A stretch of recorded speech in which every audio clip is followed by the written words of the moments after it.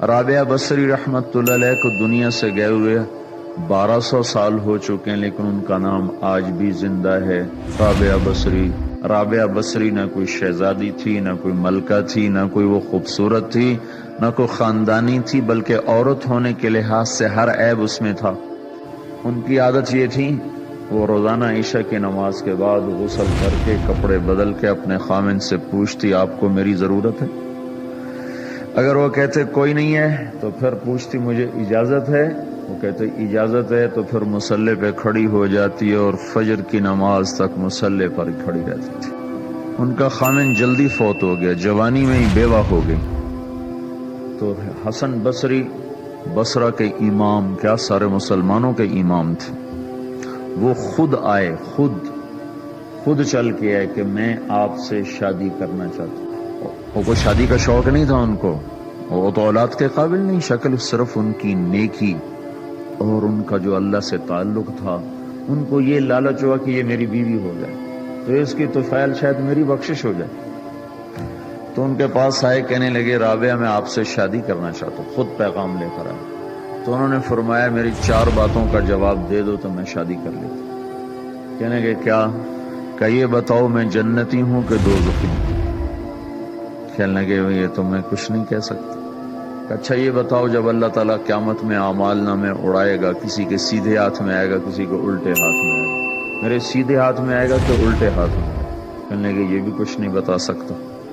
کہنے لگے اچھا یہ بتاؤ جب اللہ نیکیوں کو تولے گا، کسی کی نیکیاں بڑھ جائیں گی، کسی کے گناہ بڑھ جائیں گے، میرے گناہ زیادہ ہوں گے نیکیاں زیادہ ہوں گی؟ کہ یہ بھی نہیں بتا سکتا۔ کہ اچھا یہ بتاؤ جب لوگ پل صراط سے گزریں گے، کوئی پار نکل جائیں گے، کوئی نیچے گر جائیں گے، تو میں پار نکلوں گی کہ دوزخ میں گروں گی؟ کہنے لگے یہ بھی میں نہیں بتا سکتا۔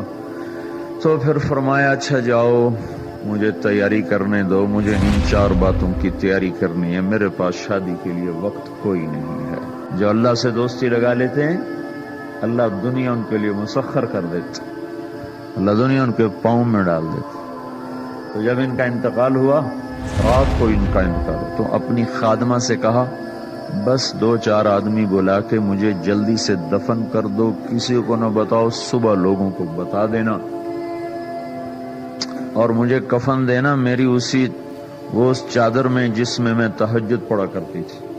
تو انہوں نے راتوں رات دفن کر کے صبح اعلان کیا، شور مچ گیا، ہائے کیوں بتایا، کیوں نہیں بتایا، کیوں؟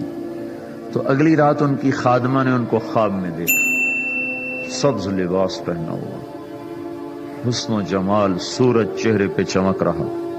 پوچھا آپ کے ساتھ کیا ہوا؟ کہا میرے اللہ نے میرے ساتھ بہت عمدہ معاملہ کیا۔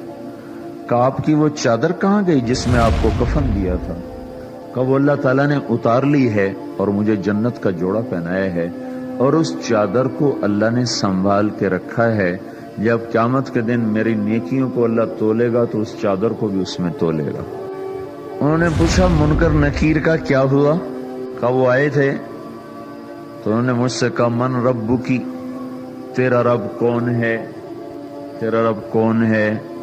تو میں نے منکر نکیر سے کہا جس اللہ کو 40 سال نہیں بھلایا اس کو 4 ہاتھ زمین کے نیچے آ کر میں بھول جاؤں گی؟